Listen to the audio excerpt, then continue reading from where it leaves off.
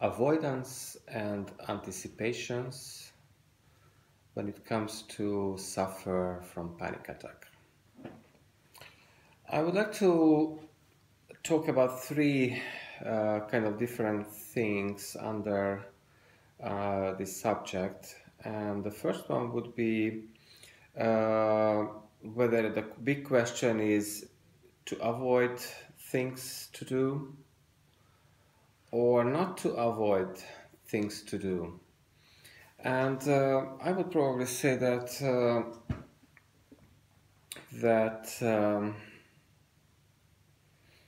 well, how did I do that? I avoided many things, and I'd like to tell you what were those things which I am thinking right now that I have had avoided during the 15 years of panic attack I was suffering from. But the question to avoid or not, I would probably say that just listen to your heart. If you feel that you need to avoid something, you gonna avoid it anyway because your mind going to prevent you to go into certain or various thing that you are actually fearful from it. That's obvious. That's why the mind is designed actually that to help you to survive, and therefore when you feel that something is not safe for you, you're not gonna do that. And the panic attacks usually comes when you cannot really or you don't want to avoid things, and you just actually chasing yourself into and you have very heavily and fearfully anticipating your panic attacks, your very next panic attack, but you cannot just avoid it, and you just do it, and panic attack as a timetable just comes. And what happened with me, for example, I was very fearful on the London Underground when I had to go to work, and I actually anticipated that within just one day I'm going to the Underground again, and I go to that various Baker Street station. I need to go through, and I know that it's scary. It was very scary for me, and I thought many times as a kind of anticipation for this was going to happen, that I was going to travel on the London Underground through Baker Street, and then oh my God, just please no panic attack, no panic attack. And the more I was kind of fighting against, the more I was anticipating panic attack. Actually, the more sure it was that the panic attack had happened. And obviously it happened. I always had panic attack. When I anticipated it, I always had panic attack. The anticipation, what I understand by saying anticipation, I mean when you have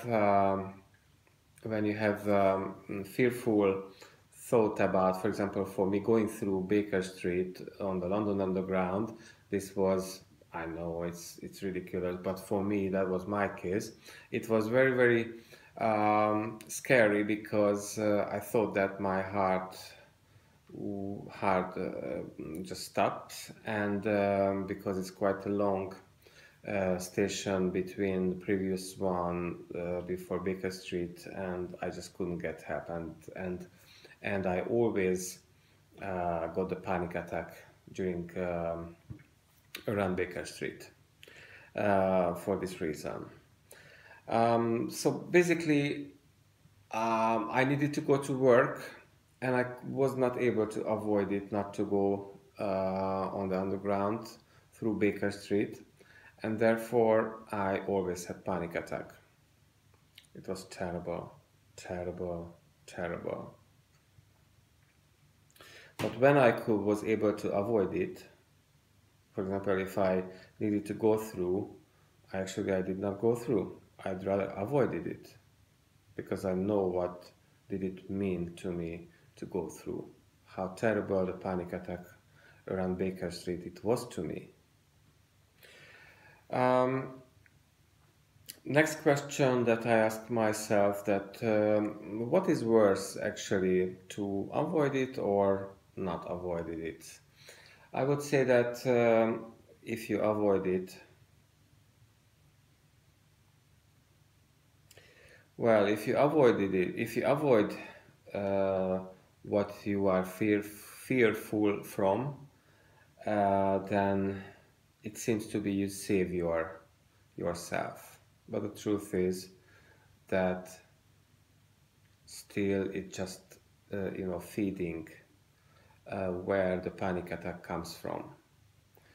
Because every time you think about the whole situation, you're just feeding it.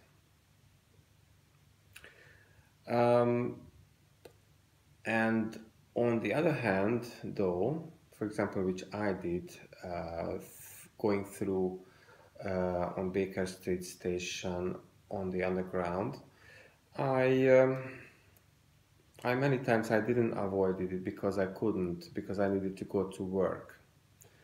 And during my suffering from panic attack, I never really had differently. I always had the panic attack.